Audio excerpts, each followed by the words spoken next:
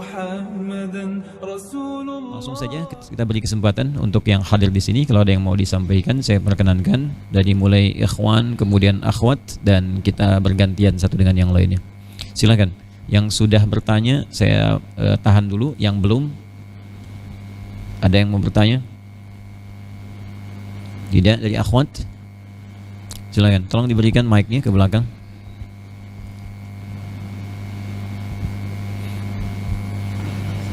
Disampaikan mas, sampaikan mic-nya sebelah sana. Ya. Fadhal, silakan. Bismillahirrahmanirrahim. Assalamualaikum warahmatullahi wabarakatuh. Waalaikumsalam warahmatullahi wabarakatuh. Ada dua hal yang mau saya tanyakan. Pertama, apa solusi yang bisa diberikan ataupun rukhsah terkait dengan kewajiban untuk melaksanakan shaum Ramadan bagi buruh-buruh kasar. Contohnya di buruh panggul pelabuhan, kemudian juga pekerja bangunan yang bagi sebagian yang solih dari mereka mengatakan bahwa ketika saya berusaha untuk melaksanakan shaum Ramadan, walaupun satu hari pun itu setelah pada saat dia shaum langsung pingsan. Itu. Kalaupun diganti di selain Ramadan, mereka juga tidak bisa melaksanakannya gitu. Kalau solusinya dikatakan mencari pekerjaan yang lain, apalagi dalam kondisi sekarang ini, mereka sudah mendapatkan pekerjaan itu adalah suatu nikmat buat mereka gitu. Yeah. Bagaimana apabila seumur hidup mereka tidak bisa shaum Ramadan gitu? Bagaimana Islam melihat hal seperti itu? Yeah. Kemudian yang kedua adalah ketika pada saat Idul Fitri, seharusnya kan kita merasakan kebahagiaan, kebesaran Allah. Padahal di satu sisi Ramadan berakhir gitu. Sedangkan Ramadan kita tahu adalah bulan kemuliaan, bulan di mana ibadah dan semua amal soleh itu dilipat gandakan, dan bulan di mana satu bulan yang dinantikan selama 11 bulan gitu. Bulan itu akan pergi. Bagaimana kita bisa sepenuhnya berbahagia di bulan pada saat Idul Fitri gitu, sedangkan bulan yang kita rindukan sudah pergi gitu. Apakah kita berfokus pada optimis bahwa amal soleh kita sudah dibalas oleh Allah, ataukah seperti apa sehingga kita bisa benar-benar merasakan kebahagiaan di bulan pada saat Idul Fitri tersebut? Itu saja dari saya. Assalamualaikum warahmatullahi wabarakatuh. Waalaikumsalam warahmatullahi wabarakatuh. Baik, sekarang kita mulai dulu dengan Quran surah ke-31 Luqman di ayat yang ke-34, ayat yang terakhir. Di situ Allah ingin menyampaikan 5 hak prerogatif Allah Subhanahu wa taala yang tidak akan pernah kemudian diberikan peluang sekecil apapun, apalagi intervensi dari makhluk, bahkan sampai malaikat terdekat dengan Allah Subhanahu wa taala. Ini hanya Allah saja yang punya hak di dalamnya. Karena itu 5 hak prerogatif Allah Subhanahu wa taala, dan dibuka dengan huruf taukid. Innallaha indahu. Ya, innallaha harfun nasbin wa taukidin tansibul isma wa tarfa'ul khabara mabniyun 'alal fathi la mahalla lahu minal i'rab. Demikian dalam nahwu. Harfun nasbin wa taukid, huruf yang menunjukkan pentingnya kita menancapkan informasi dengan kuat di dalam jiwa kita tanpa ragu sedikit pun. Jadi kalau di dalam bahasa Arab ada yang meragukan informasi yang akan kita sampaikan, maka kita boleh kuatkan dengan salah satu di antara beberapa huruf ya dalam bahasa Arab, seperti inna untuk kata benda dan qad untuk kata kerja. Ya, misalnya qad aflahal mu'minun, aflah itu kata kerja pakai qad. Ya, kemudian kalau untuk kata benda ya pakai inna ma'al usri yusra. Innallaha. Nah, ini fungsinya taukid untuk menguatkan informasi supaya kita nggak ragu. Apalagi Allah itu seharusnya kalau sudah disampaikan nggak pakai taukid pun harus yakin, karena kaidah Quran dibuka dengan dzalikal kitabul la raiba fi. Nggak boleh yakin, nggak boleh ragu sama sekali. Kalau ragu sedikit pun maka hilang keberkahannya, maka tidak akan berarti apapun ayat itu untuk kita. Harus yakin. Nah, sekarang pakai inna, double keyakinannya. Biasanya kalau di Quran ada yang menggunakan inna, ini menunjukkan bahwa sebagian orang kadang ragu dengan itu. Maka harus dikuatkan kembali dan diyakinkan, ini Allah yang menyampaikan. Innallaha, tancapkan keyakinan dalam jiwamu, jangan sampai ragu. Kemudian yakinkan, sungguh hanya Allah saja. Ingat ya, hanya Allah saja. Indahu ilmus sa'ah, yang memiliki 5 hak utama dalam kehidupan. 1, menetapkan kapan terjadinya kiamat. Ingat, kalimatnya menggunakan sa'ah menunjuk kepada waktunya. Di dalam Al-Quran nanti ada yang disebutkan dengan yaumul qiyamah, ya, itu menunjuk kepada peristiwanya, bahkan turun surah ke-75 dengan namanya la uqsimu biyaumil qiyamah. Sungguh aku bersumpah kata Allah Subhanahu wa taala dengan kiamat yang peristiwanya pasti akan terjadi. Pembalasan di waktu itu disebut dengan Malik Yaumiddin, Yaumuddin. Ya, Malik Yaumiddin, hanya Allah yang menguasai pembalasan di hari itu. Jika terjadi peristiwanya, maka selesai kehidupan kita itu. Sebelumnya terjadi peristiwa, maka dihisab. Dan di situ akan dibalas oleh Allah, kama tadinu tudan. Apa yang kita kerjakan, seperti itu juga balasannya seimbang dengan adil. Ya, maka kalau menunjuk kepada waktunya, itu pakai sa'ah. Sa'ah ini kalau dalam bahasa kita jam sekarang, dengan segala detilnya. Detiknya, menitnya, sampai hitungan terkecilnya, itu sa'ah namanya. Ya, jadi kalau kita bertanya, kam sa'ah, jam berapa sekarang, menunjuk sampai ke takaran paling detilnya. Itu sa'ah. Jadi yang punya hak prerogatif menentukan kapan terjadi kiamat sampai dengan detik waktunya hanya Allah. Ya, karena itu kalau ada ramalan-ramalan, berita-berita dan sebagainya menyampaikan kepada kita akan terjadi kiamat tanggal sekian, bulan sekian, itu kan, tahun sekian, itu diabaikan saja. Ya, diabaikan. Ya, dulu pernah ada berita saya di Garut tahun 99 akan terjadi kiamat tanggal 9 bulan 9 tahun 1999. Ada sebagian pasar sepi. Ternyata nggak kejadian. Kemudian diralat. Itu ralat katanya tahun 2012 harusnya. Ya, diralat ya. Dan 2012 juga tidak terjadi gitu kan. Itu diabaikan. Ada petunjuk Ustaz di hadis hari Jumat. Jumat yang mana? Detilnya kan masih tegas di sisi Allah Subhanahu wa taala. Kan? Jumat keberapa? Jumat kapan? Karena itu Quran mengatakan la'alla sa'ata takunu qariba. Jangan banyak bertanya tentang kapan terjadinya karena sudah diatur. Yang harus ditanyakan apa persiapan Anda kalau itu terjadi, atau minimal kiamat kecil yaitu kematian sebelum yang besar terjadi. Kemudian wa yunazzilul ghaits, ya. Cara Allah untuk menetapkan dan mengatur cuaca. Ya, enggak ada kepastian cuaca dalam pandangan kita, yang ada cuma perakiraan. Silahkan cek. Ya, di televisi, di media semua perakiraan cuaca. Enggak ada kepastian. Dan kalimatnya menggunakan tasydid, nazzala yunazzilu, bukan anzala yunzilu. Nazzala itu mengatur dengan tertib. Ya, spesifik sesuai dengan kebutuhan. Turunnya itu spesifik. Ya, bertahap gitu, sesuai dengan kebutuhan. Kadang di sini hujan, sana enggak. Di sini rintik-rintik, di sana malah deras gitu kan. Itu masya Allah, itu sesuai kebutuhannya. Jadi kalau kalimatnya mengatakan anzala yunzilu wa yunzilul ghaits, berarti sebumi hujan semua, banjir tenggelam buminya, kan? Itu yunazzil, itu keindahan diksi Al-Qur'an. Dan wa ma tadri nafsum madza taksibu ghada. Ini terkait dengan pertanyaan Anda tadi. Wa ma tadri, dan bagi Allah untuk menentukan, kau tidak akan tahu. Mata taksibu ghada, apa yang akan terjadi nanti esok hari terus sampai kehidupan berakhir. Jadi karena kita tidak tahu, jangan pernah menyimpulkan dan memprediksikan sesuatu dengan kepastian. Ya, ini pasti nggak bisa selama hidupnya, ini pasti nggak mungkin. Nah, itu dalam bahasa Al-Quran jangan lakukan itu. Kenapa? Karena kadar Allah sudah tetap diatur. Kita nggak bisa menentukan apa yang akan terjadi di masa depan. Ya, kita hanya bisa menyiapkan dan berikhtiar untuk menjemput kadar yang telah Allah tetapkan. Makanya di surah Al-Insyirah kalimatnya fa idza faraghta fansab wa ila rabbika farghab fa idza azamta fatawakkal 'ala Allah. Kita hanya dituntut untuk berikhtiar mengisi kehidupan yang telah Allah berikan kepada kita berupa ajal. Ajal itu batas waktu kehidupan kita. Ya, dan tidak ada yang tahu kapan kita meninggal. Ya, karena itu setelahnya wa ma tadri nafsum madza taksibu ghadan wa ma tadri nafsum bi ayyi ardin tamut. Kapan dan di mana kita wafat? Harap-harap wafat di tanah suci, haji, ternyata nggak meninggal, pulang-pulang meninggal di tanah kusir. Bisa terjadi gitu kan? Nah, jadi kita dibawa oleh Al-Qur'an dalam suasana dia dikasih waktu sampai pulang. Namanya ajal. Ya, ajal. Jadi ajal itu usia dalam terjemahan bahasa Indonesianya. Usia kita sampai ke batas hidup. Di Quran surah 7 ayat ke-34. Walikulli ummatin ajal fa idza jaa ajaluhum la yastakhiruna sa'atan wa la yastaqdimun. Setiap umat, jangankan 1-2 orang, semua umat yang pernah berdinas, beraktivitas di bumi dari awal sampai akhir kehidupan itu punya batas waktu, gak akan abadi, semua akan pulang. Kalau sudah tiba waktunya, tidak akan pernah bisa dimajukan, gak akan bisa dimundurkan. Ingat, jangan terfikir untuk bunuh diri, gak ada kerjaan. Kalau belum tiba ajal gak akan meninggal juga. Ya, minum racun sebaskom misalnya kan, ajal belum tiba gak akan meninggal. Nggak minum racun, ya tetap ajal tiba ya meninggal. Nah, cara kita mengisi ini yang mau saya sambungkan.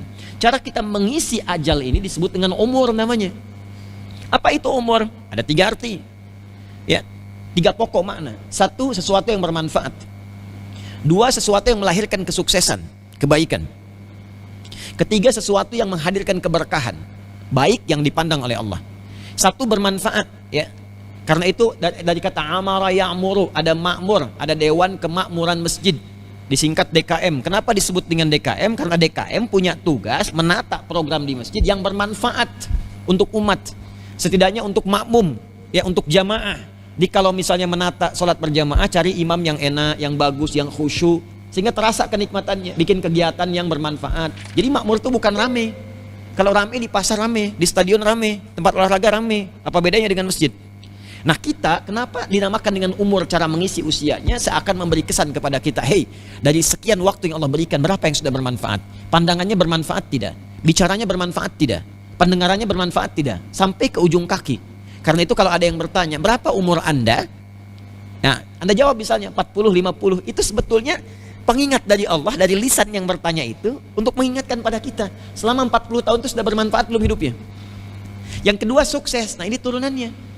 Jadi sepanjang Allah berikan kesempatan, berikhtiar semaksimal mungkin untuk menata kesuksesan sesuai dengan harapan kita, apapun yang kita inginkan. Karena itu tadi kalau misalnya kita diberikan kesempatan, kita kan nggak tahu apa yang terjadi besok nih. Siapkan oleh diri kita ikhtiar, mau jadi apa ke depan, usahanya mau bagaimana. Jangan disimpulkan dengan satu usaha selesai di situ maka selesai rezeki turun. Tidak. Rezeki Allah diatur sesuai dengan ikhtiar kita. Kita bekerja, keluar, kita lakukan, maka rezeki diturunkan. Ya, karena itu ada 4 kualifikasi bekal yang Allah berikan secara umum kepada kita untuk berikhtiar. 1, dengan ilmu. 2, kedudukan. 3, harta benda. 4, tenaga. Nah, ini silahkan maksimalkan. Keempat-empatnya jalan untuk mendapatkan rezeki dari Allah Subhanahu wa taala, sekaligus dengan rezeki itu berikhtiar, beribadah, mendapatkan surga yang kita dambakan. Saya beri contoh langsung ke kehidupan Nabi sallallahu alaihi wasallam yang dengan ilmu sahabat Ali bin Abi Thalib radhiyallahu taala anhu. Beliau belajar dengan Nabi, seperti sahabat juga Abu Hurairah, ada juga Ibnu Abbas, ya. Beliau nggak dagang, nggak bisnis, makanya kehidupannya sangat sederhana. Nanti kalau ada rezeki, ada waktu main ke Top Cafe di Istanbul. Nanti masuk ke situ, sekarang dipindah agak ke belakang, dulu agak ke depan, sekarang agak ke belakang. Jadi nanti ada satu miniatur kehidupan Nabi, ya, di situ ada peninggalan sahabat Ali bin Abi Thalib radhiyallahu taala anhu berupa pedangnya, lalu Fatimah Az-Zahra berupa pakaiannya. Itu sangat sederhana. Bahkan saya punya beberapa referensi kisah yang melukiskan bagaimana qanaahnya kehidupannya, menahan lapar, memilih berzikir kepada Allah yang diajarkan Nabi dibandingkan mendapat kekayaan, karena passionnya pengen mengambil ilmu, karena paham ini keutamaan ilmu ini begini, ya. Kemudian tapi rezeki diberikan oleh Allah sampai akhir hayatnya. Yang kedua, ada yang dengan harta misalnya. Ya, sudah banyak kita ketahui, Utsman bin Affan radhiyallahu taala anhu, Abdurrahman bin Auf yang kapaknya terbuat dari emas. Ya, Umar juga termasuk kaya, jangan salah. Umar itu asetnya sampai 11 triliun sampai meninggal. Ya, Utsman itu 6 triliun kalau tidak keliru, ya. Abdurrahman bin Auf itu sampai 3 triliun. Ya, itu kaya-kaya.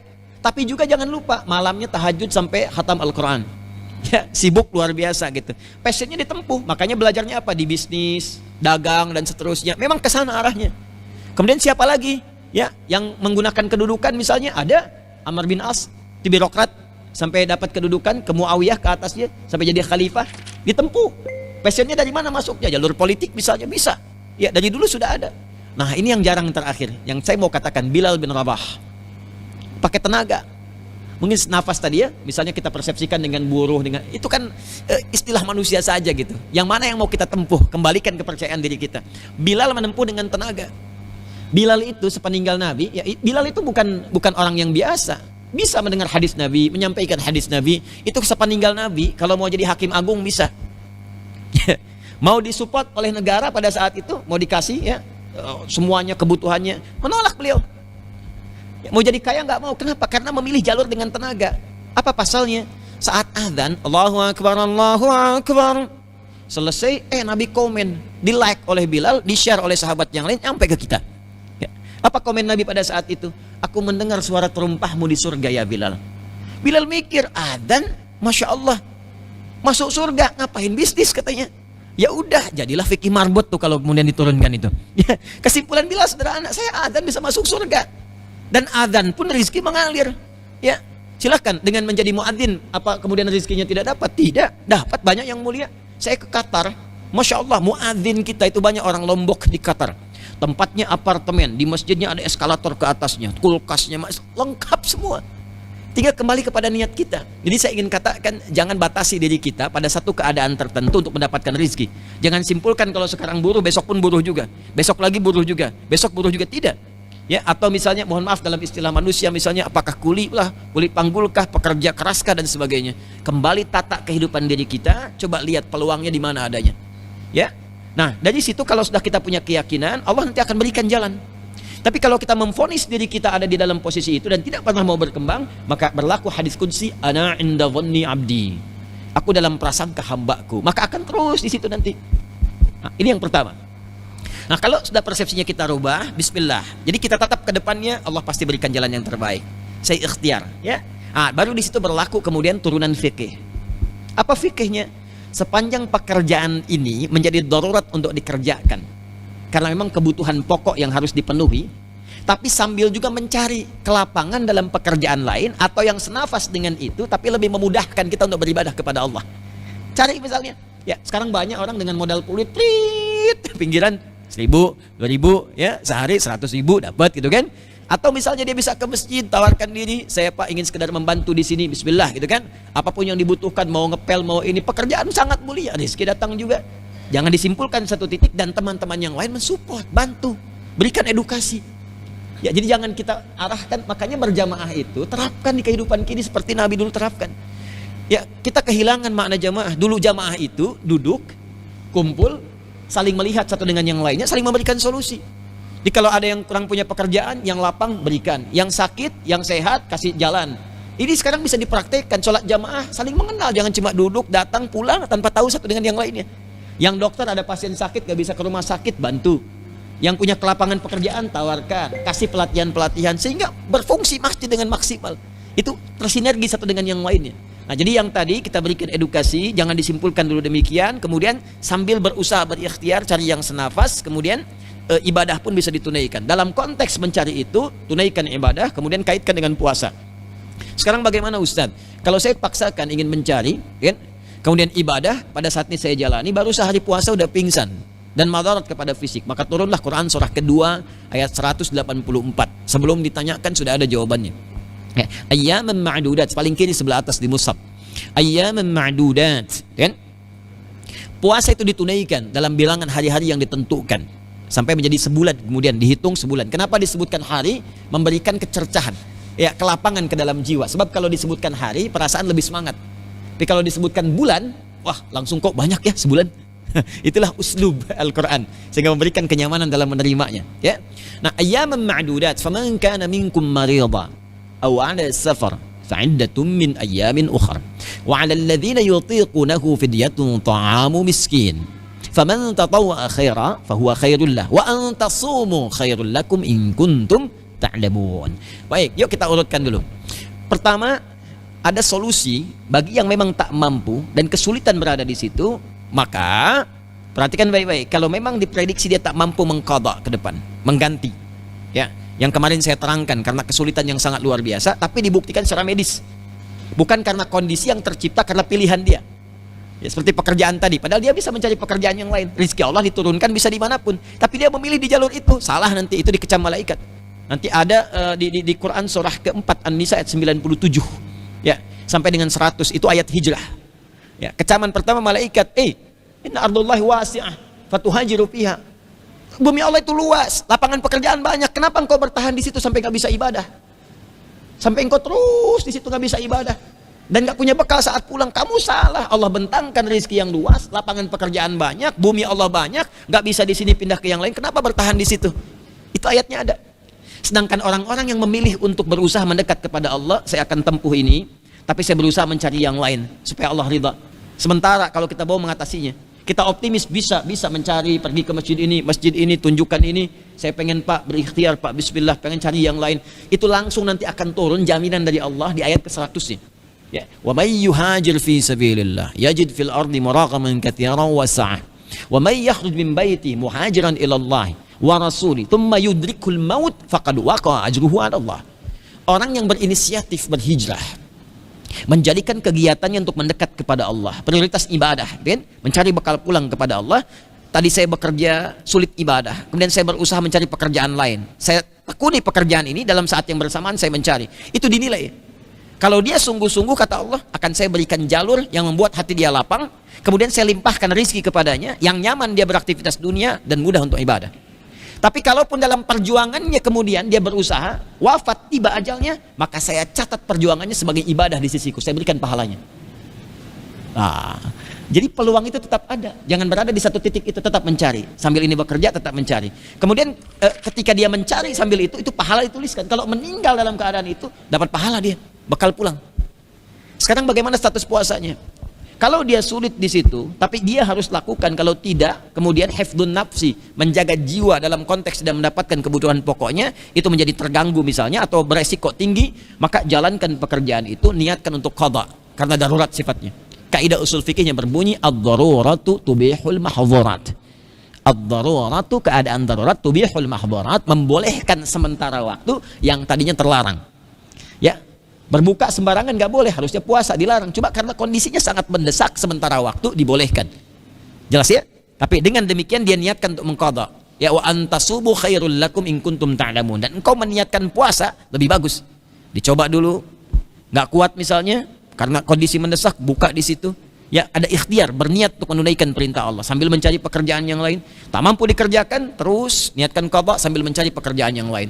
Dengan izin Allah, saya punya keyakinan, niatkan dengan benar, jangan pernah simpulkan sesuatu untuk ke depan karena kita belum tahu masa depan. Kalau dalam bahasa hadis qudsi itu begini, ibadi khalaqtuka lil ibadati fala tal'ab. Hambaku, aku ciptakan kau itu untuk ibadah, jangan banyak mainnya. Wa qasamtu laka rizqaka fala tat'ab. Dan aku telah bagi rizkimu, itu pasti aku akan berikan. Gak usah terlalu capek mencari rizki. Tinggal engkau beraktivitas, bergerak, bekerja, aku akan berikan. Kata Allah, sepanjang kita yakin. Perhatikan kalimat ini yang dahsyat. Kalau engkau niatkan kepentingan aktivitasmu untuk ibadah kepadaku, aku akan mudahkan urusan rizkimu sehingga engkau merasa lapang dalam ibadah dan cukup untuk mendapatkan rizki itu. Jadi bukan ingin tapi cukup. Cukup itu sesuai kebutuhan, jadi nikmat roh kita. Orang yang mohon maaf terlalu banyak keinginannya, itu yang menjadikan beban hidupnya jadi berat. Ya, haus itu kan cukup minum. Ada minum air bening, kita minum. Cukup. Tapi karena banyak keinginan, nafsu itu sebetulnya untuk mengarahkan pada warna dalam kehidupan supaya nyaman, bukan untuk terus dipenuhi. Saya pengen esnya es teler. Es telernya yang dari Perancis misalnya. Ya. Putar, nggak dapat. Sampai-sampai sahur nggak sempat gitu kan. Susah. Menyulitkan diri sendiri. Nah, kalau aspek kehidupan kita mencari seperti ini, bukan dalam aspek kebutuhan atau untuk memenuhi kebutuhan akhirat, lelah kita, capek. Nah, yang terakhir, ini kalimat hadisnya. Tapi jika engkau memilih untuk urusan dunia saja, keteruskan kerja, dan tak pernah berpikir untuk ibadah, aku akan buat engkau lelah menunaikan pekerjaan duniamu itu, dan tidak pernah aku akan berikan tambahan rezeki kecuali yang telah aku tetapkan kepadamu. Jadi mau kerja keras, mau capek, mau berangkat gelap, pulang gelap, dapatnya segitu juga. Karena saat seseorang diciptakan oleh Allah telah tetap rezekinya sampai dia meninggal. 1 miliar, 1 miliar. 2 miliar, 2 miliar. 100 miliar, 100 miliar. Anda mau pekerja apapun, ya, Anda mau bisnis, mau ngajar, mau apapun, segitu juga. Karena desain rezeki itu disesuaikan untuk maslahat kehidupan kita untuk mendekat kepada Allah. Tinggal bagaimana cara kita belajar supaya menggunakan itu dengan baik. Tapi kalau kita terus kerja dunia lagi, nggak pikir kepada konsep tadi, kata Allah akan buat dia lelah mencarinya. Dan dalam kelelahan itu dia tidak akan mendapatkan tambahan apapun kecuali rezeki yang telah aku tetapkan kepadanya. Nah, kemudian yang terakhir, Quran surah kedua ayat 216. Kutiba alaikumul qitalu wa huwa kurhul lakum. Paling kiri sebelah atas di mushaf standar. Kutiba alaikumul qitalu wa huwa kurhul lakum. Jika ada perasaan gelisah dalam hati, goyah nih, belum yakin maksimal, apa mungkin begitu? Ala Ustadz cuma nyampaikan aja, tapi kan dia yang mengalami, tapi aku yang menyalami. Tidak, ini teori umum untuk semuanya, untuk semua. Jika ada perasaan kita goyah di situ, maka perangi cepat perasaan itu, tepikan, jauhi, langsung sandarkan ikhtiar kita, tawakal kita kepada Allah. Wa 'alallahi falyatawakkalul mu'minun. Langsung yakin, karena Allah itu nggak mungkin, ya, nggak mungkin menyalahi janjinya. Allah kalau sudah tetapkan pasti terjadi. Makanya iman kita diuji di situ. Awas, iman kita diuji. Jangan sampai kita sibuk menaikkan iman kita lupa. Ya, iman itu yang paling penting. Yakin sama Allah. Allah sudah firmankan yakin. Nah, kata Allah, asa an takrahu syai'an fa huwa khairul lakum. Wa asa an tuhibbu syai'an fa huwa syarrul lakum. Boleh jadi engkau berharap sesuatu yang enak, yang pengen begini tapi nggak puas, di balik itu ada yang buruk untuk kamu di masa depan.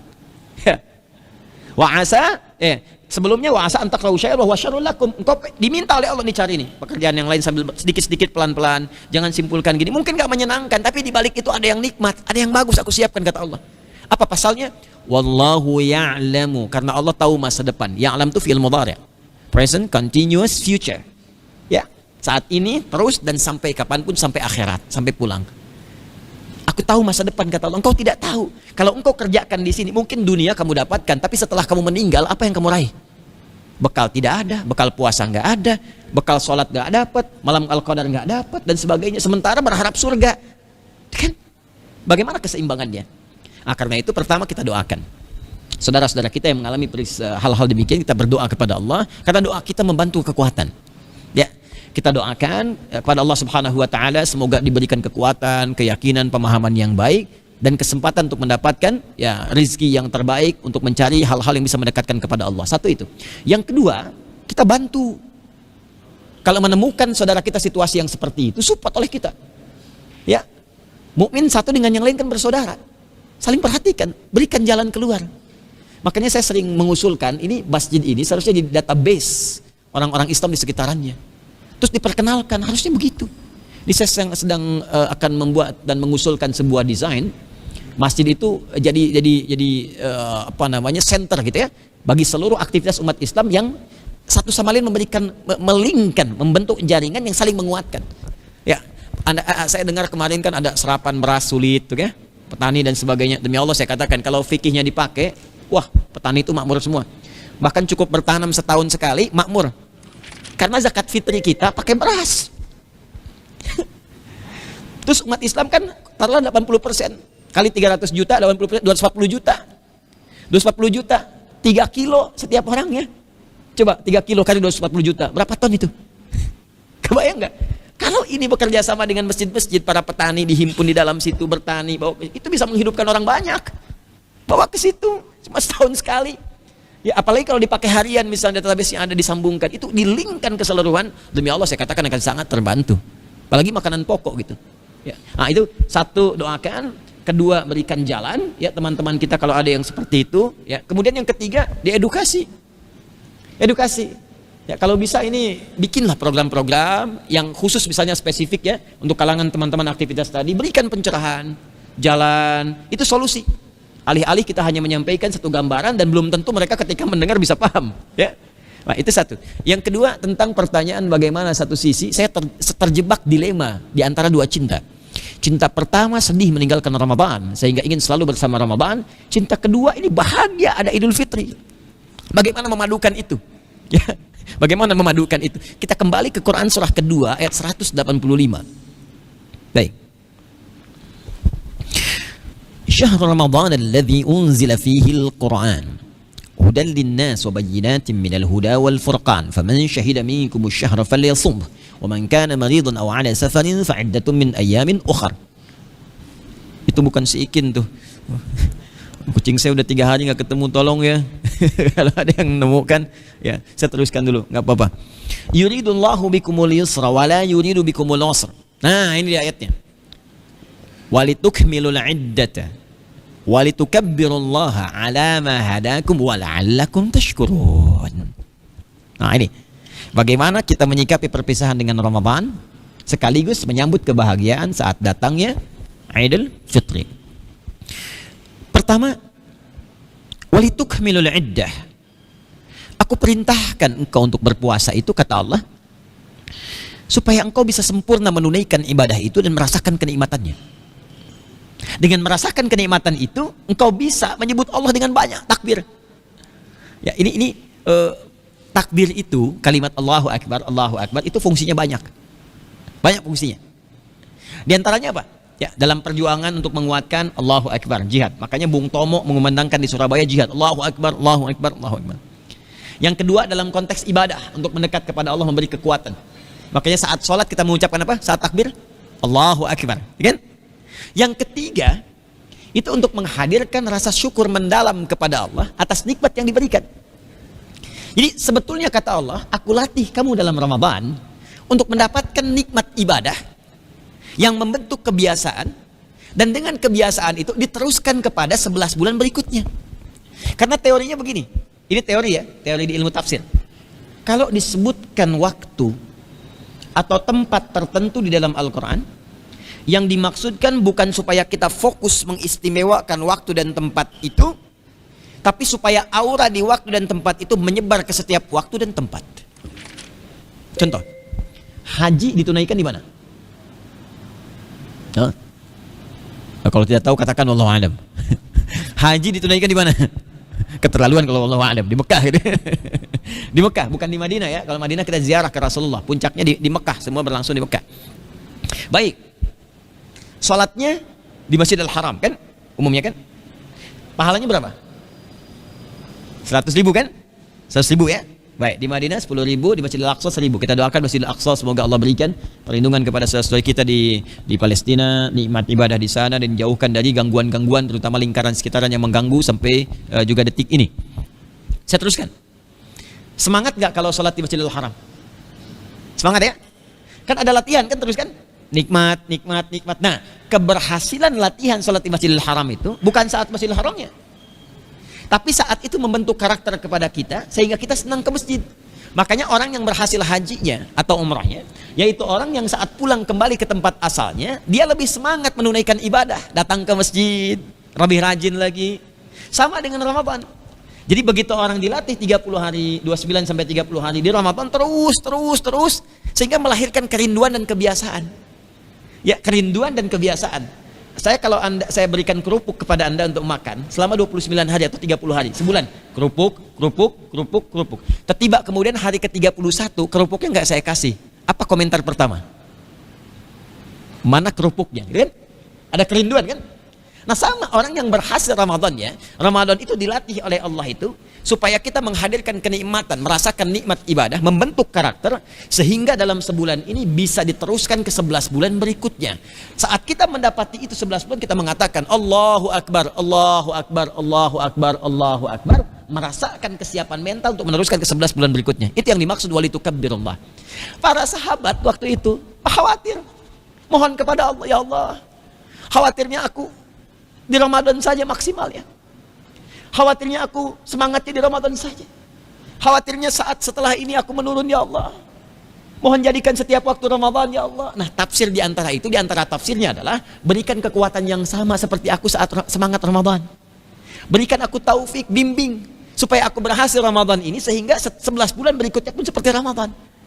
Jadi kalimat-kalimat sahabat memohon, apalagi di penghujung akhir-akhir Ramadan, itu banyak yang nangis.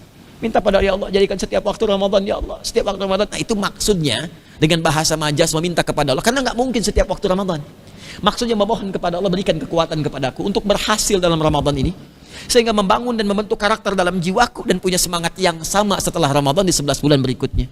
Jadi setelah selesai Ramadan yang biasanya tarawih, ba'da Ramadan bisa tahajud malamnya. Itu yang menjadikan sahabat termotivasi menjaga itu secara konsisten. Makanya sahabat-sahabat Nabi termasuk nanti ulama-ulama setelahnya itu konsisten baca Quran, konsisten. Imam Asy-Syafi'i misalnya, itu walaupun di hari biasa tetap khatam Al-Quran sehari sekali. Ya. Dan kita tidak harus seperti itu, tapi kita lihat kebiasaan kita dalam Ramadan, rajin baca Quran, maka jangan putus besoknya setiap hari, usahakan komitmen. Ingat kalau kita wafat kalau nggak baca, ingat kita minta berdoa kepada Allah, ya Allah berikan aku konsistensi. Sekarang Allah tuntut, nih aku berikan, kamu mau lakukan tidak? Nah, itu yang dimaksudkan sahabat banyak menangis supaya setiap waktu Ramadan takut kehilangan Ramadan lagi, tapi lebih daripada itu menangisnya untuk memohon kepada Allah supaya dijadikan dalam golongan orang yang sukses, punya karakter dan terjaga 11 bulan berikutnya. Jadi tangisan itu kita bawa untuk memohon kepada Allah sekaligus syukur kepada Allah disempurnakan, bisa menyempurnakan Ramadan itu. Makanya di ujung ayat ditutup dengan la'allakum tashkurun, supaya engkau bisa mensyukuri semua nikmat itu setelah merasakan kenikmatannya terhunjam kepada jiwa. Nah, bagaimana mendapatkan itu? ayat ini ditutup dengan kalimat la'allakum.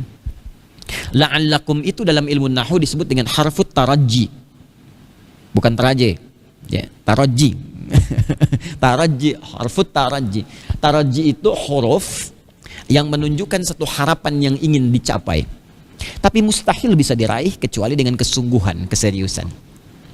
Jadi kalau kita ingin merasakan nikmat Idul Fitri, sekaligus juga memohon kepada Allah diberikan kekuatan supaya bisa merasakan setiap waktu setelah Ramadan seakan-akan seluruhnya. Maksudnya nggak ada bedanya meningkat ibadah kita, diberikan kekuatan sampai kita meninggal kepada Allah, maka sungguh-sungguhlah, seriuslah dalam mengisi hari-hari dan malam-malam Ramadannya. Sampai muncul satu titik dalam jiwa kita, satu getaran. Dan taufik menghunjam. Ketika menghunjam itu semua, nanti akan merasakan suasana yang berbeda, di mana ada kekuatan tersendiri mengarahkan kepada kita untuk memetakkan perhidupan kita ke depan. Tiba-tiba berubah saja. Wajah lebih cerah, lebih tenang, terus pengen ningkat ibadah. Ya, jangan langsung ekstrim dulu. Ekstrim dalam pengertian besoknya sehari 30 juz, tidak, belum tentu. Tapi ada perubahan. Cara membandingkannya gini. Saya bikin garis begini. Ya.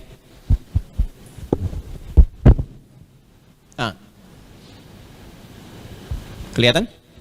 Baik ya? Ini pra Ramadan. Ini Ramadan. Ya. Di sini pasca Ramadan. Ya. Ini baca Quran 5 ayat. Sebelum Ramadan, kebiasaan baca 5 ayat. Saat Ramadan, 1 juz per hari. Oke? Setelah Ramadan, ini yang biasanya 1 juz, coba dapat 10 ayat. Ya. Menurun nggak? Baik. Berhasil nggak puasanya? Tuh, ini cara pandang kita selalu membandingkan ini dengan Ramadan. Ya keliru. Ramadan itu suasananya lain. Hurufnya jelas pakai ya. Jaminannya tegas dalam Quran, dalam hadis. Ini untuk melatih supaya aura di sini dibawa, dipraktekkan setelahnya. Apa auranya? Apa energinya? Energi untuk meningkatkan sholat, energi untuk meningkatkan interaksi dengan Al-Quran terbawa. Walaupun tidak harus 100%, karena mustahil 100%. Kita hanya memohon kepada Allah, ya Allah, kekuatan yang sama saat Ramadan bisa diteruskan pasca itu. Kegiatannya pun bisa berbeda.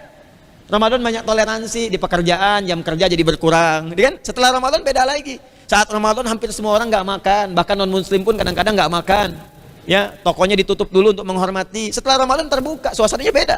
Jadi kalau kita ingin bandingkan berhasil tidaknya saat Ramadan, bandingannya ke sini, ke pra, bukan ke sini. Jadi kalau sebelumnya kita hanya 5 ayat, tapi pasca Ramadan konsisten 10 ayat, lebih daripada ini, maka berhasil. Pertahankan sampai wafat.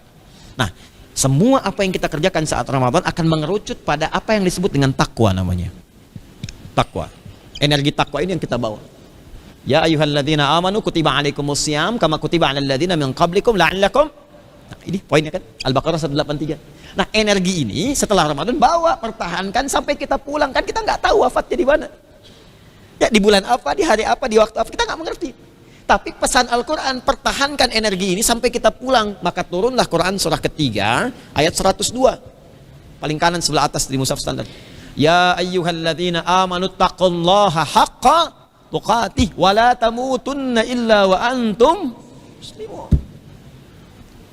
Makanya Nabi itu dalam setiap khutbah Jumat, dalam kesempatan ta'lim sering diungkapkan ini. Konsisten ya, konsisten. Katanya pengen setiap hari Ramadan, setiap waktu Ramadan. Puncak Ramadan itu adalah takwa. Sekarang kamu jaga takwa kamu sampai pulang, sampai meninggal. Karena di titik mana kita pulang kita tidak mengetahuinya. Kurang lebih demikian. Ya, demikian uraian dari Al-Quran, dari hadis-hadis Nabi SAW. Jadi kesimpulannya, kita padukan kebahagiaan mendapatkan Idul Fitr dalam saat yang bersamaan juga kita memohon kepada Allah dengan setulus jiwa yang kadang mengalirkan air mata dari kedalaman hati yang paling bening untuk memohon kepada Allah supaya berhasil Ramadan ini berpisah dengan bulannya tapi tidak dengan energinya. Itu poinnya. Jadi tangisan sahabat itu lebih kepada, ya Allah aku khawatir kan ke depan aku tak bisa menjaga ini, itu maksudnya. Ya, jadi ketika memohon ternyata Allah berikan taufik kepada mereka dan bisa dilakukan.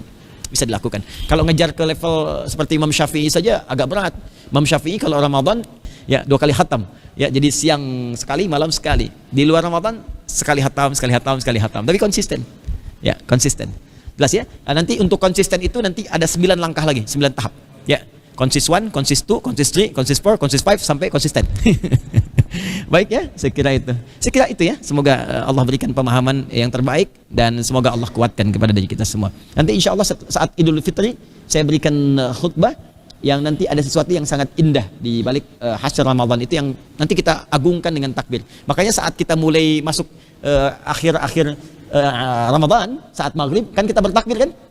Allahu Akbar, Allahu Akbar, Allahu Akbar. Itu yang ayat 185 itu. Walitukabbirullaha ala ma hadakum. Hadakum itulah energi tadi. Itu yang kita syukuri. Dan kita mohon pada Allah dengan menangis supaya dibawa. Makanya saya sarankan akhir Ramadan itu jangan banyak keluyuran, cari tiket, cari macam-macam. Tinggal di masjid atau dalam rumah, tangisi, minta sama Allah. Di penghujung.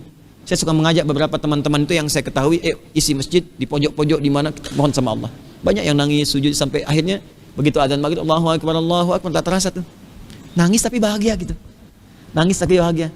Kayak mengandung, melahirkan anak, kemudian merawat-rawat, tiba kemudian wisuda kan.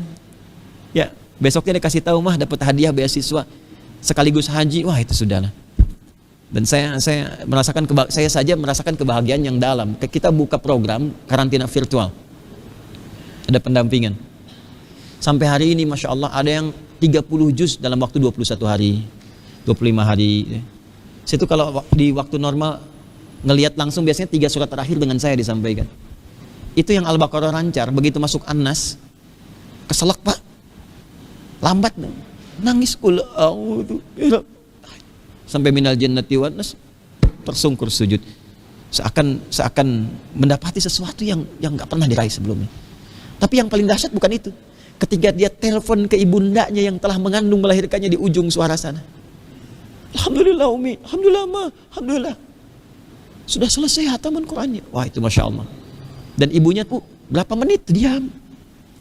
Itulah dia bahagia. Tangisan kebahagiaan. Nah, itu yang coba kita bawa suasananya ketika di puncak Ramadan untuk bermohon kepada Allah. Wallahu taala alam bissawab. Fadhal, silakan yang lain. Tafadhal. Oke. Silakan saya.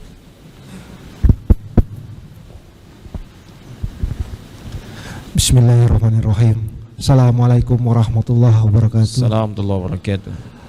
Pertama-tama saya mengucapkan syukur alhamdulillah kepada Allah Subhanahu wa taala karena saya bisa bertatap muka langsung dengan Ustaz. Karena selama ini memang saya selalu melihat Ustaz lewat YouTube.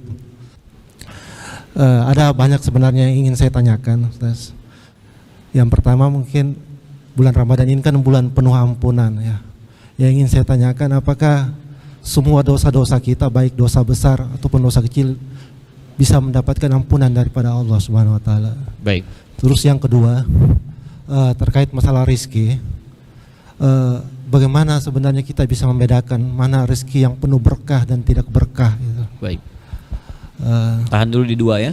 Tahan di dua dulu, kita jawab dulu supaya nanti lebih terukur ya. Iya, terima Pertama, kasih. saya ucapkan terima kasih, semoga Allah muliakan, semoga Allah berikan keberkahan dalam aktivitasnya, dan Masya Allah di antara sekian kesibukan masih diberikan kesempatan untuk bisa belajar dan tidak mudah untuk mendapatkan nikmat itu. Dipertahankan dan diaplikasikan pelajaran itu dalam bentuk tampilan akhlak yang mulia.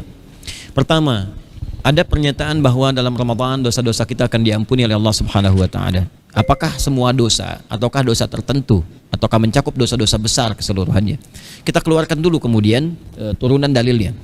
Pertama, kita keluarkan di Sahih Al-Bukhari di Kitabus Shaum ya, kitab yang ke-30. Nabi sallallahu alaihi wasallam menyampaikan, "Man shama ramadhana imanan wa ihtisaban, ghufira lahu ma taqaddama min dhanbi."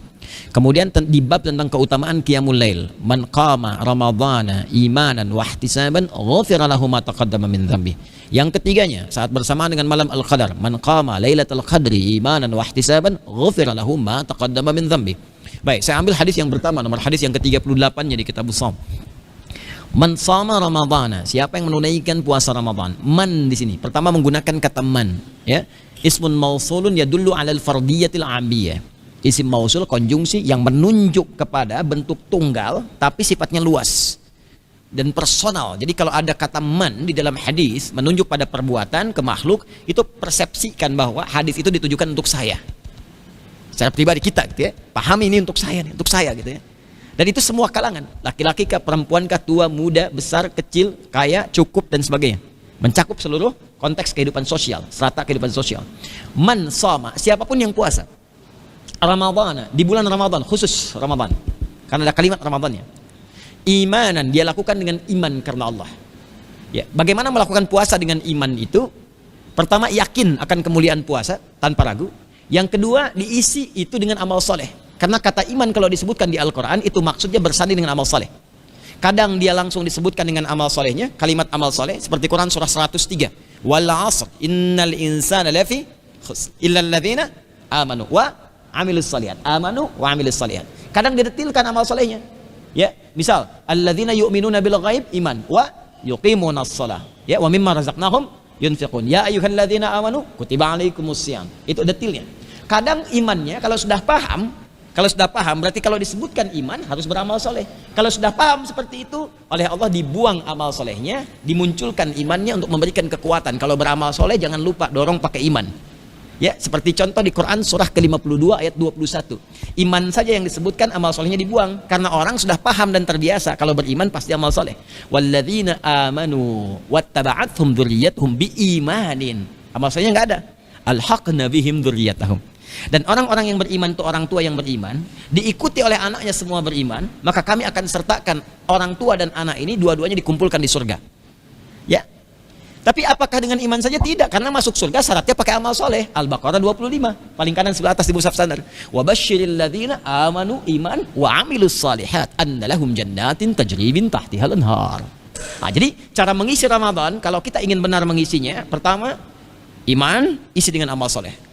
Makanya harus punya kurikulum. Saya di awal Ramadan mengatakan turunkan kegiatan-kegiatan yang mungkin bisa dimaksimalkan. Salat yang ditambah, baca Quran, isi zikir, infak, walaupun cuma 30.000 sehari 1.000 ya. Kemudian wahtisaban, ini kuncinya. Tunaikan semua amal soleh itu dengan tulus sambil diisi dengan introspeksi diri. Contoh gini, ini aplikasinya. Misal Anda ke kantor, sambil jalan di kantor ingat-ingat di jalan ini pernah salah apa, klakson sembarangan. Sampai di tempat pekerjaan kadang berbuat yang tidak pantas, marahin orang dan sebagainya, ya istighfar, astagfirullah, astagfirullah, astagfirullah. Salat malamnya minta sama Allah ampunan, Allahumma innaka afuwun tuhibbul afwa fa'fu anni. Kalau benar dilakukan demikian, ghufira lahu ma taqaddama min dzambi, akan diampuni kepada dirinya nah, man lawannya ma. Kalau man untuk orang tanpa batas, kalau menunjuk kepada makhluk, kalau ma untuk sifat keadaan tanpa batas. Jadi Nabi mengatakan pakai ma, artinya semua jenis dosa tanpa batas berpeluang diampuni. Kalau yang kecil otomatis gugur dengan ibadahnya. Ya, dengan Anda sholat yang dosa-dosa kecil hilang. Salah lihat, salah dengar, kan?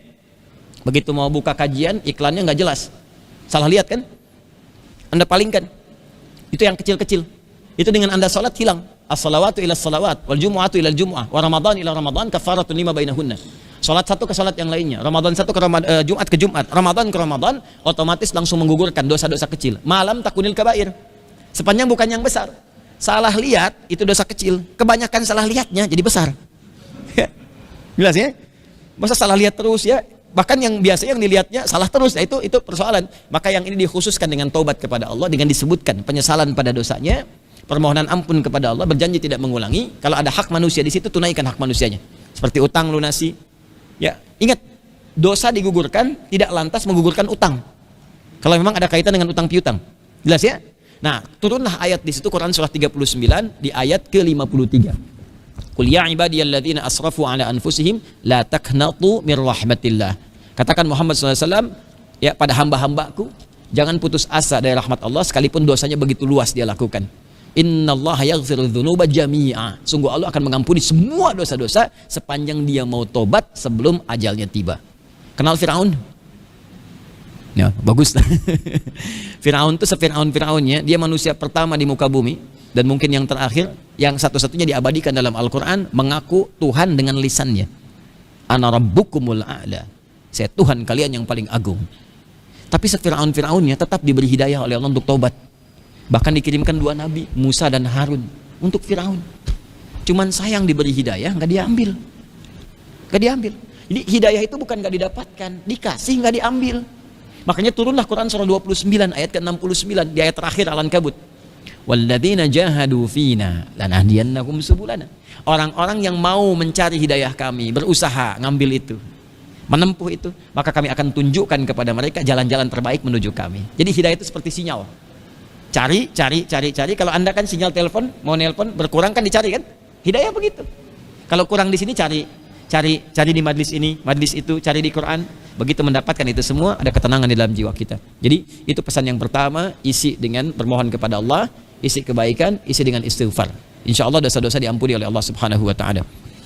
Kemudian inti yang kedua tadi, ya, rizki yang berkah membedakannya bagaimana? Gampang. Apa itu berkah? Berkah itu ziyadatul khair, bertambah nilai kebaikannya. Ada dua cara mendapatkan rizki yang berkah. Rumus dua ini cepatnya di Quran surah kedua Al-Baqarah ayat 168. Paling kanan, agak ke bawah ya di mushaf standar. Ya ayyuhan nasu kulu mimma fil ardi halalan thayyibah. Ya, halalan thayyibah. Jadi untuk mendapatkan rezeki yang berkah itu rumusnya dua. Satu, halal. Mencarinya sesuai dengan petunjuk Allah Subhanahu wa taala sehingga didapatkan benar. Nah, biasanya yang pertama ini universal hukumnya. Jadi kalau non muslim pun menyalahi ini dihukum, orang Islam pun menyalahi dihukum karena sudah jadi hukum kemanusiaan. Contoh, kata Quran jangan mencuri. Maka segala jenis pencurian pasti akan punya konsekuensi hukum keduniaan. Nggak akan ditanya akidahnya.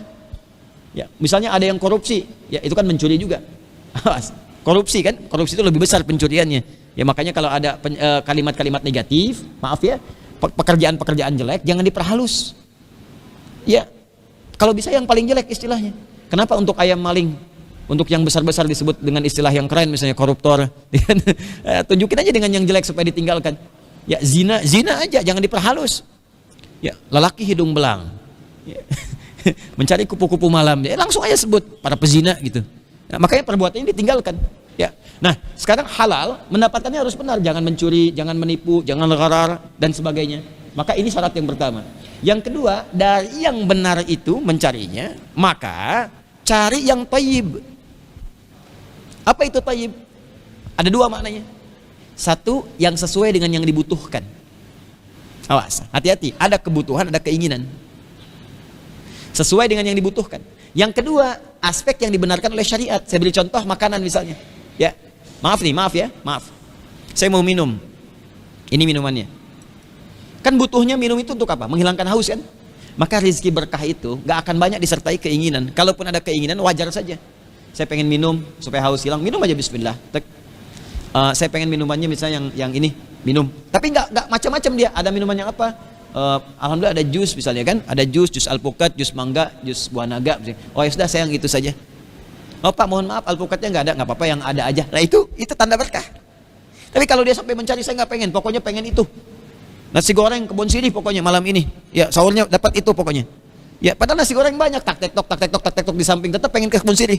Ya, yang di kebun nanas, kebun kacang, kebun macam-macam tuh nggak dianggap sama dia kebun sirih semuanya. Ya. Nah ini menunjukkan ada persoalan dalam dirinya.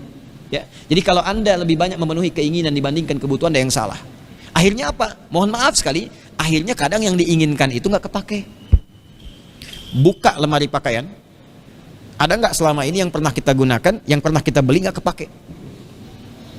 Belum pernah dipakai ibadah, cuma jadi koleksi. Alat-alat transportasi cuman mejeng aja dipakai enggak. Sendal pengen banyak-banyak, yang lain pengen ini. Sekarang musim sepeda, pengen semua sepeda diambilin. Ini dipakai enggak? Ya, itu namanya kurang berkah di situ. Apalagi nggak pernah dipakai ibadah. Ya, makanya saya sering katakan, apapun yang pertama didapatkan pakai ibadah dulu.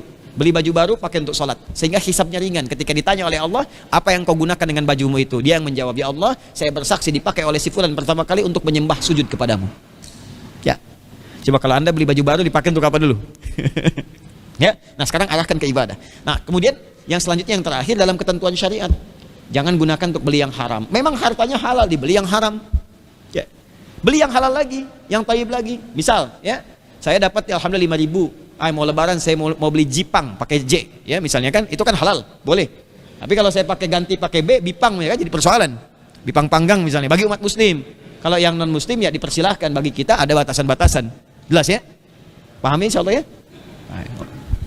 Ini terakhir ini ya. contoh ya, kita membahas persoalan, jangan diasosiasikan kemana-mana gitu kan. Jadi, kadang-kadang terlalu tinggi daya imajinasinya. Assalamualaikum warahmatullahi wabarakatuh. Ustadz izin bertanya. Baik. Perihal zakat emas atau logam mulia. Zakat emas lebih baik diberikan dalam bentuk emas, logam mulia, atau dalam bentuk uang dikonvensi ke rupiah. Zakat mal, kembalikan ke aturannya dulu ya. Ya, Quran surah ke-9 At-Taubah ayat 103, Allah berfirman, "Khudz min amwalihim shadaqah." Khudz, ambil, min amwalihim, dari harta-harta yang sudah mencukupi itu di kalangan orang-orang aghnia, ya, orang-orang yang cukup, hartanya lebih daripada cukup, kaya kita sebutkan, ya. Batasannya apa? Batasannya 85 gram untuk emas. Kemudian masuk 1 haul, setahun penuh. Sehingga diberikan kelonggaran, dipakai enggak selama itu gitu. Jelas ya? Nah, kalau sudah ada masuk kategori itu, haul dengan nisab istilahnya, nisab dengan haul ya, maka keluarkan 2,5%. Paling minimal. Awas, 2,5% itu minimal. Boleh 5%, 10%, silakan. Minimal 2,5%. Nah, kemudian bagaimana cara mengeluarkannya? Cara mengeluarkannya itu kan diberikan kepada golongan-golongan tertentu, khususnya 8 golongan. Ya, spesifik di Quran surah 9 ayat 60-nya. Innamas shadaqatu lil fuqara wal masakin wal 'amilina 'alaiha wal mu'allafati qulubuhum wa fir riqab wal gharimin wa fi sabilillah wa ibnis sabil. Nah, orang-orang ini butuh support dari zakat mal kita. Tapi support mereka bukan untuk tampil, bukan untuk gaya. Ya, tapi untuk kebutuhan hidup. Orang fakir butuhnya makan, orang miskin butuhnya memenuhi kebutuhan pokok, gitu kan? Itu lantas ke situ arahnya. Maka dari itu emas yang kemudian kita keluarkan zakatnya, misal saya misalnya keluar zakat emasnya, taruhlah misalnya 25 gram misalnya kan. Nah, konversikan ke dalam bentuk uang. Dari uang ini diserahkan kepada yang berhak menerimanya. Kalau kita tidak tahu, titipkan misalnya. Ya, ke Baitul Mal, sekarang ada bazis misalnya kan, atau di masjid ada bagiannya, titipkan. Nanti di situ ada kualifikasi orang yang berhak menerima zakatnya siapa saja. Nah, nanti bisa dikonversi lagi dari uang misalnya kan, digantikan ke makanan, bisa digantikan ke pakaian, tidak harus langsung uangnya. Karena ada tipikal manusia yang harus diberikan edukasi, pendidikan. Kadang begini Pak, sebetulnya dia butuh makan, tapi senang keranjungan dengan media sosial. Akhirnya dia tuh memilih dibandingkan kehilangan pulsa, lebih baik nggak makan. Ya, yang penting sekarang handphone dibandingkan handsome katanya. Ya, jadi tuh pengennya yang penting pulsanya ada. Ini cilaka, apalagi kalau dibakar. Begitu dikasihkan, dibelikan rokok misalnya kan, habis rokok, dibakar lagi. Nah, ini jadi yang ingin saya katakan, keluarkan dalam bentuk konversi uang. Kemudian lihat ketika diberikan kepada siapa yang diberikan ini, apa asas kebutuhannya. Kalau dia butuhnya makanan, bisa dikonversikan ke sembako langsung. Kalau dia butuhnya misalnya SPP untuk anaknya, langsung Pak, SPP untuk anak Bapak yang nanti sampai gini, saya yang insya Allah yang tanggung ya. Insya Allah ada bagian alokasinya. Kalaupun Anda nggak sebutkan zakat di hati Anda niatkan, tapi Anda sebutkan dalam hati Anda ini untuk zakat. Anda sampaikan ke orang tadi, insya Allah ini ada saya untuk siapkan bagiannya. Itu boleh dipakai ke situ, SPP. Kalau butuh pakaian, belikan pakaian. Jadi sesuai dengan asas kebutuhannya masing-masing. Ibnu Sabil kan butuh ongkos, kasih uang kalau itu. Kan yang ke-8-nya Ibnu Sabil, yang kesulitan bekal di jalan. Ya, anak menteri misalnya kan sedang jalan mau ke Bekasi, hilang semua uangnya. Uang pakaian ini udah lecek ya dan sebagainya, nyampe ke sini minta bantuan. Tapi kan Anda anak menteri nggak layak minta bantuan. Jangan diceramain. Emang udah nggak punya akses lagi. Kalau perlu pinjamin telepon, baru suruh nelpon ya ke aksesnya. Kalau nggak ada sama sekali, dia terpencil, siapapun langsung kasih ongkosnya. Kalau diduga ini kayaknya modusnya kemana-mana nih, ya minta begini misalnya kan, antarkan langsung ke terminal, belikan tiketnya, boleh pakai uang zakat langsung berangkat pulang. Jadi tergantung nanti bagaimana objeknya, bisa dengan uang, bisa dengan makanan, bisa dengan pakaian, atau bentuk-bentuk jasa yang disupport melalui zakat. Mana yang lebih utama antara membayar zakat atau membayar utang? Tidak mungkin zakat dikeluarkan kecuali memenuhi kebutuhan pokok dulu, di antaranya utang. Jadi utang dipenuhi dulu. Makanya kenapa ada haul selama setahun, supaya dalam setahun itu aman. Itu saking sayangnya Allah. Allah tuh nggak ngasih beban. Yuridullahu bikumul yusra wala yuridu bikumul usra. Allah menginginkan kemudahan bukan kesulitan. Karena itu dalam perkara zakat emas pun dilihat lagi. Kata Allah, aku berikan masa setahun. Coba dipakai nggak? Kalau kepake ada kebutuhan utang, kan lunasi dulu. Ya, misal saya punya pendapatan misalnya kan, dapat hadiah emas 100 gram. Tiba-tiba kemudian ada utang yang kalau dibayarkan itu misalnya habis 30 gram, 370 gram, maka nggak kena zakat di situ. Ya. Terus ada 85 gram bertahan, Tiba kemudian 2 bulan setelahnya ada utang harus dilunasi, bukan sengaja untuk supaya nggak berzakat, bukan. Biarin aja lah 85 gram gitu kan, ntar udah mau seminggu lagi saya ngutang, bayar keluar, itu salah, dosa ya. Tapi memang utang yang muncul seketika karena pergaulan muamalah, maka dikeluarkan ke situ, utang dulu beresin, baru kemudian zakat ya. Kalau masih memenuhi, setelah dibayar utang masih ada 86 gram, keluar zakat setelah setahun. Kalau tidak memenuhi misalnya, maka tunda setahun lagi ke depan sampai muncul lagi 85 gram batasannya. Jelas ya? Nah, tapi saya mau bagi rahasia ya, dan saya sering dawamkan amalan ini. Misalnya kalau sudah di ujung-ujung, yang istiqamah saya kasih rahasia. Dan ini insya Allah baik ya, dan diantara kita ini. Kalau mau cepat dan berkah dari rezeki itu, Anda dapat berapapun, sedekahkan dari sebagian itu. Dapat berapapun, sedekahkan. Ya paling minimal 2,5% misalnya. Walaupun dapat 100.000 misalnya kan, sedekahkan dulu aja.